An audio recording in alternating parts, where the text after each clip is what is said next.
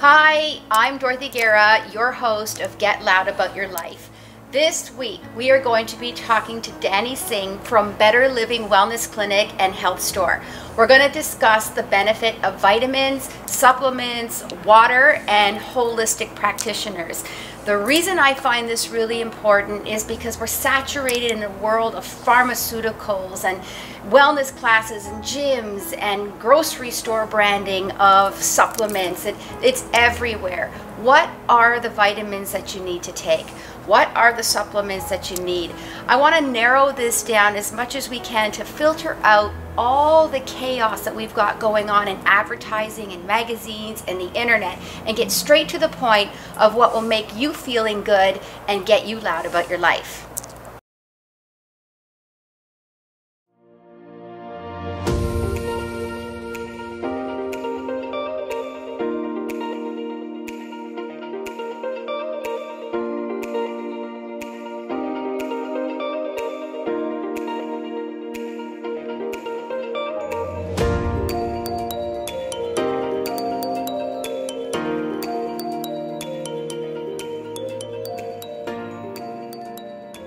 So let me welcome Danny Singh to the show. How are you? Hi, Dorothy. Thank you for having me today. Oh, awesome. I'm really excited because I am a vitamin nut. It's not that I take all these vitamins. It's just whenever I go to the grocery store or the health food store, I am obsessed with all the things that are out there. And I just kind of want to know everything. And I think that's part of my yoga background because I hear so many people with different illnesses, different problems. So I just want to soak it all in like a sponge. Sure.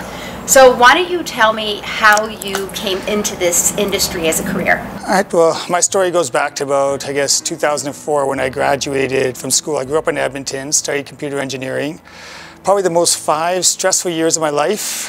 Shortly after I moved to Mississauga here, and I got diagnosed with ulcerative colitis. So it's a form of inflammatory bowel disease, similar to Crohn's disease. More people tend to know what that is. So after getting sick, ending up in the hospital for about, say, a week to 2 weeks, I wasn't very happy with the treatments. Had a lot of issues, complications, side effects, things that were improperly diagnosed. So luckily at the time I was working at Bell. They were unionized, so I had full disability, had the opportunity to seek out a lot of natural healthcare practitioners.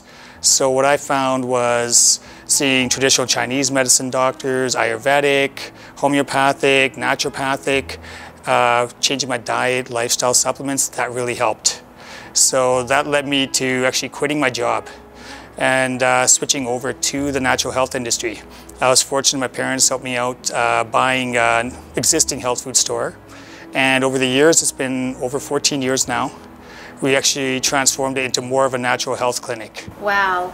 So let's get right into this. And this is usually what happens when people start looking for vitamins and supplements. Yeah. You start to feel sick, right? And it's before that doctor stage where you start to worry about, I'm tired, maybe I need to take a vitamin, or we hear somebody say, you should be taking this supplement, you should be taking that supplement.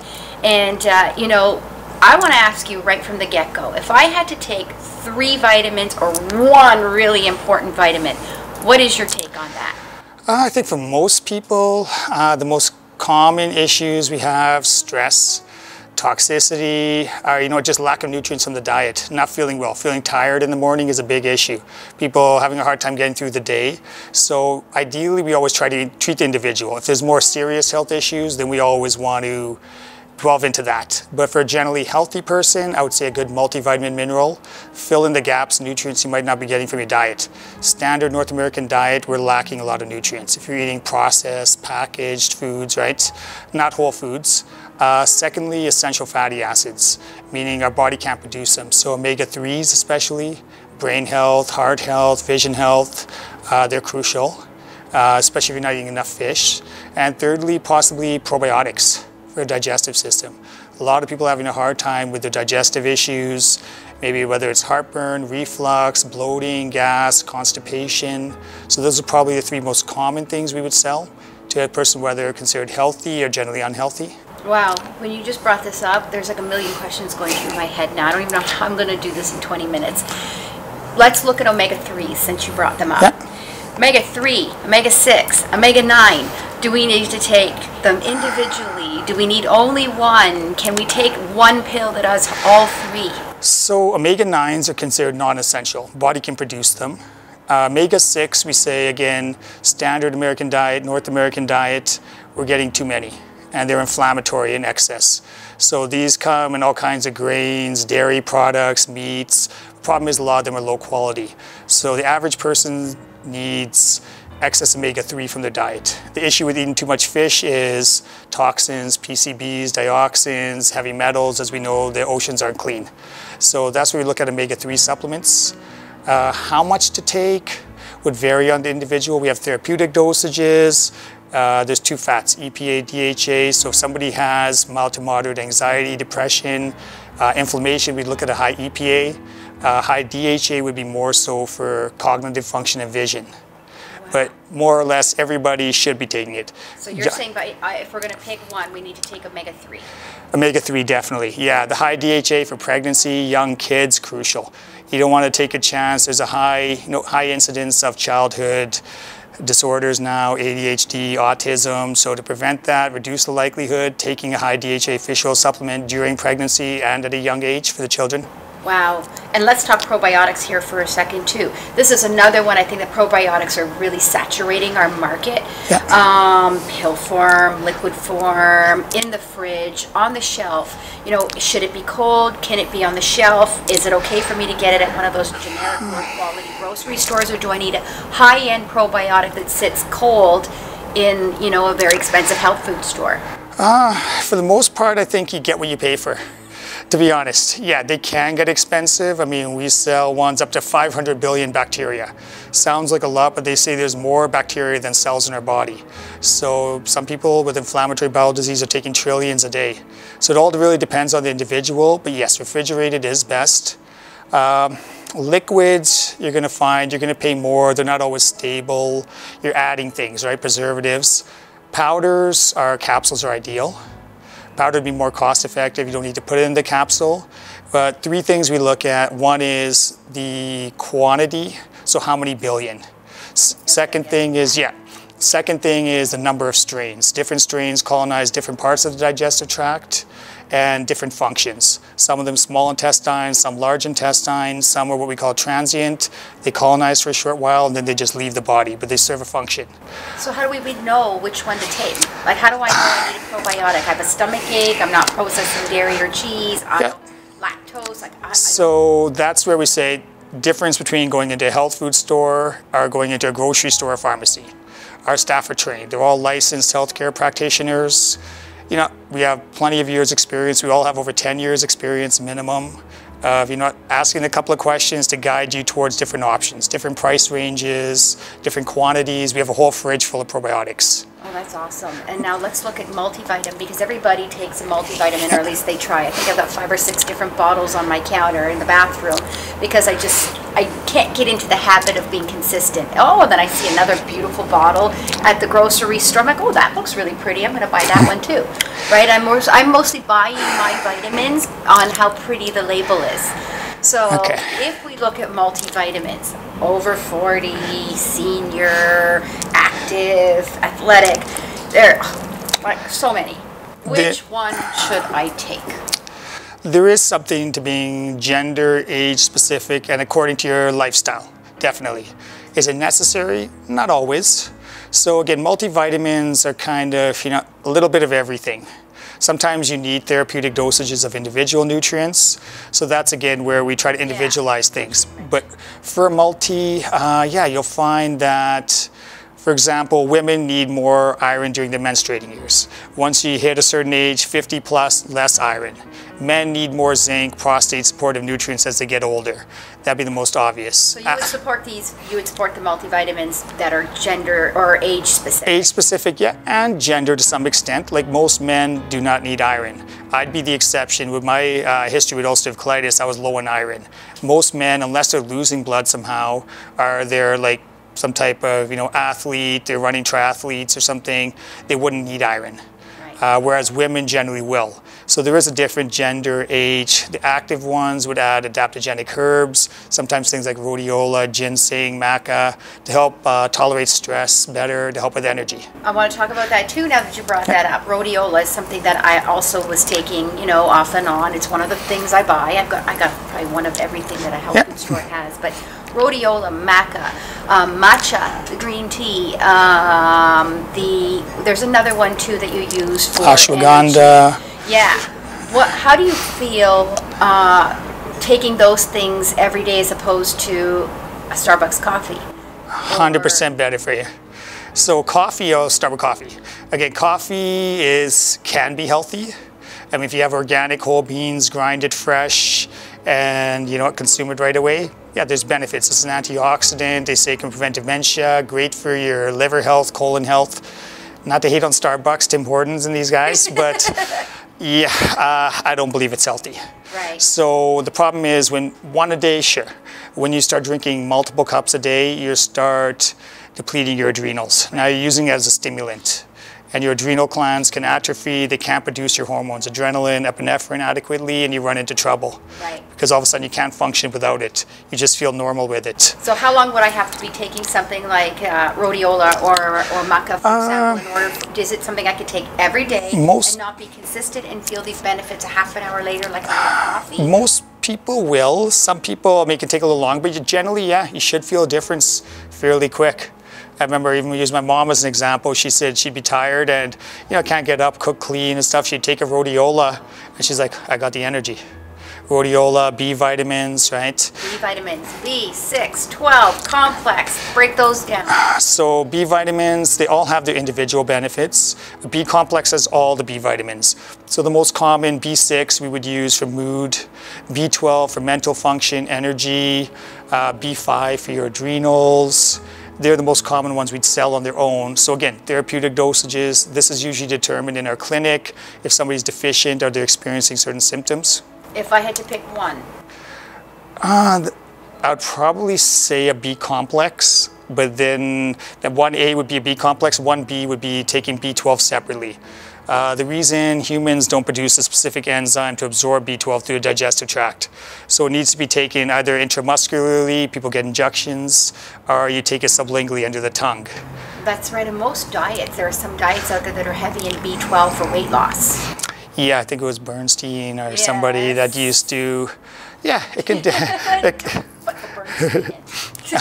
I think it can help. I'm not, well, yeah, no comment. But, but I mean, so let's look at weight loss supplements. How effective are those? Are they gimmicks? Does it really come down to diet and exercise, or are there really supplements out there that we should be taking to keep our weight under control? There are things that can definitely help. So again, things like chromium, natural minerals. Chromium can help reduce, stabilize blood sugar levels, reduce cravings, help with your mood, energy levels. It's good. There are definitely certain things, Garcinia, Cambogia, it's been around in Ayurvedic medicine. In most cases, yeah. I've got tons of that at home too. If I was consistent, I'd go to work or not. It helps to metabolize fats and sugars. It's been used in Ayurvedic medicine for a long time, for cholesterol, high blood lipid levels, blood sugar, and that's how it works on weight loss. Yeah, we've gotten good results, but in combination with a healthy diet lifestyle. But it should help reduce cravings, help burn fat, sugar more effectively. Side benefit, helps to lower cholesterol, triglycerides, blood sugar, and safe.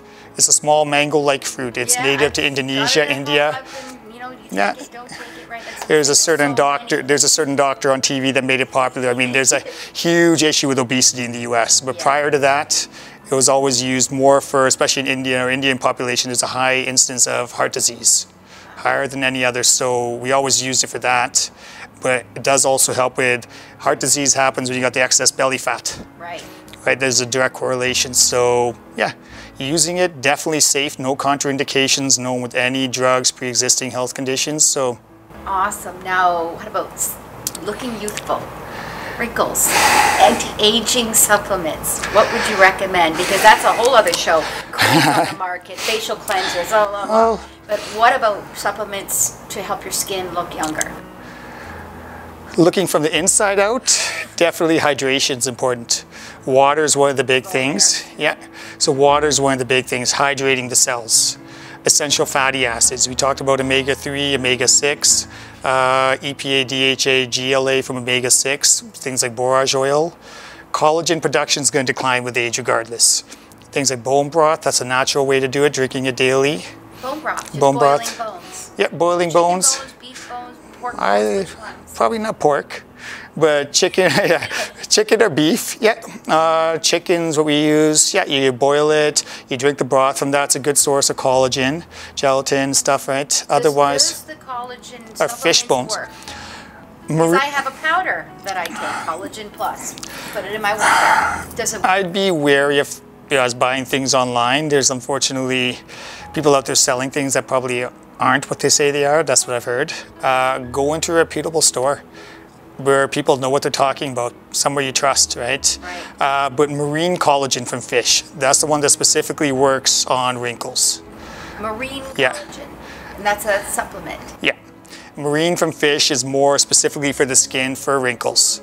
So you'll find, yeah, often within a month you should see some improvement. Things like hyaluronic acid kind of plump things up, retain more moisture in the skin.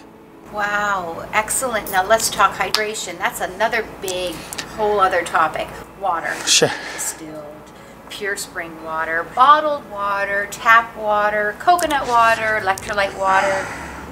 Yeah, What's your take on water? I think the most important thing is you're drinking some kind of water. After oxygen, water is the most important thing to us. Let's say you can only go without breathing for a couple of minutes, maybe a few days without water. So foods do contain water, sure. I mean, teas, different juices, any fluid has some, but yeah, ideally we want to be drinking the right type of water in the right quantity. So average weight adult, 2 liters a day. If you're sweating in the summer, exercising, for example, hot yoga, you're sweating or somebody's running 5 kilometers a day, you probably need 3 liters, right? Different types of water will hydrate differently, I firmly believe. So in my opinion, tap water, no. I mean, they add the chlorine, fluoride, there's different residues, drug, pesticide residues, things from agriculture, things, whatever we're flushing even from our house, everything ends up in the water, right? So yeah, we want to look at 2 things, clean water and alkaline water. pH is probably the best indicator of overall health. If our body's acidic, we're not healthy. So we need to maintain an alkaline pH. Things like yoga help, deep breathing, but the type of water. So ideally spring water. Issue with that is often it's coming in disposable plastic. Not healthy for us, not healthy for the environment. So when we look at a good water filtration system, something that removes all the bad stuff, so fluoride, chlorine, your drug, again, pesticide residues, whatever's in the water. What I have at home, it's a reverse osmosis, but it also puts back in the minerals after, so it's alkaline. So clean water, alkaline water. If you're going to drink distilled reverse osmosis, long term, probably going to, I think, end up acidic just because we don't get enough minerals in our food. We have too much stress, we're not sleeping well, all these things contribute to acidity, right? So you want alkaline water. So how do we find out what our acidic levels are? We sell pH papers. You can go to your local health food store, clinic. Basically saliva or urine ideally. You just pee on a little piece of paper and it tells you based upon the color what your pH is. At different times of the day, it should be in a certain range. If you're too acidic, then we need to look at maybe eating more whole food, raw vegetable-based diet, doing more diaphragmatic breathing exercises, looking at our stress, the type of water we're drinking. Wow. Okay, and then let's also look at holistic care versus going to a doctor. I know that there are some hardcore people out there that will refuse to go see a doctor.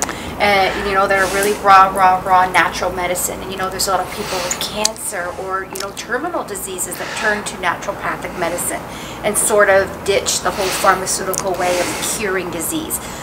What is your take on that? Well, I think we definitely need the doctors. They're there for a reason, right? I mean, personally, yeah, I'm kind of in the middle.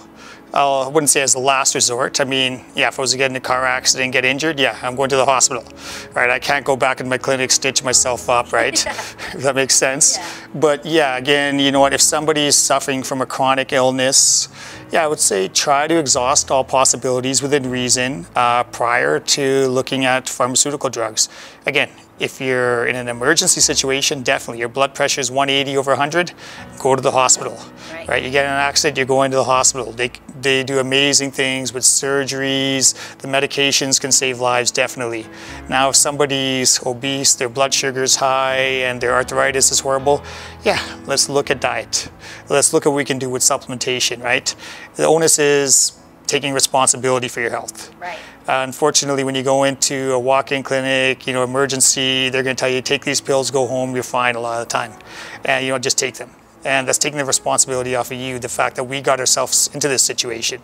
I learned that the hard way. I know I wasn't doing the right things. That's why I ended up sick. Right.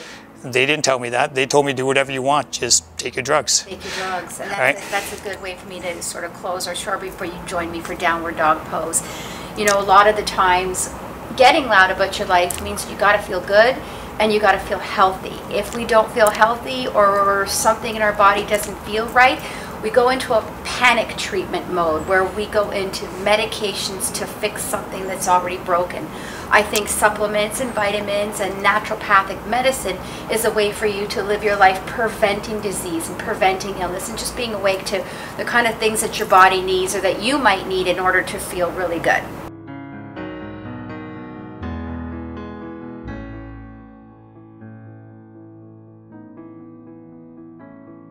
So today we're going to be doing downward dog pose, Adho Mukha Svanasana in our yoga system. Downward dog is great because it is the one pose that helps you to wake up every single joint and muscle in your entire body. Strengthens the wrists, the elbows, the shoulders, the knees, the ankles. It releases the erector spinae. In addition to that, it is also a pose that helps you to focus on your breathing because as you're inverted, you're encouraging the lungs to take in more oxygen, waking up the entire body. So we're going to get Danny into downward facing dog. So what I'm going to get you to do, Danny, is just place your hands about a foot in front of you. Palms nice and flat on the floor, open them up nice and wide. And then all I'm going to get you to do is press up so that your butt sort of lifts up to the ceiling. Now, one of the things in yoga when we do downward dog is people think that they need to straighten those knees right away.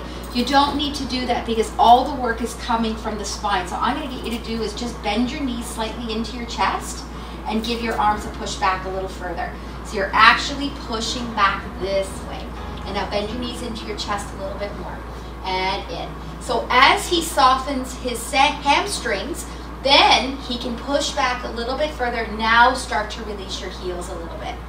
And again, just bend your knees in, push your hands back, and straighten your knees a little bit more. So this gentle movement of bending the knees and releasing the knees is actually going to get him to release his heels a little bit more to the floor. How you feeling? Good. Encouraging you to breathe deep in and out. Now you're feeling those shoulders and those wrists? Yep. Excellent. And you can come down. So there you have it. There's your downward facing dog. I hope you enjoyed today's show. We learned a lot about vitamins and minerals and water. There's so much out there to get you preventing disease and illness and being mindful on living a healthy life. Remember, get loud about your life. See you next week.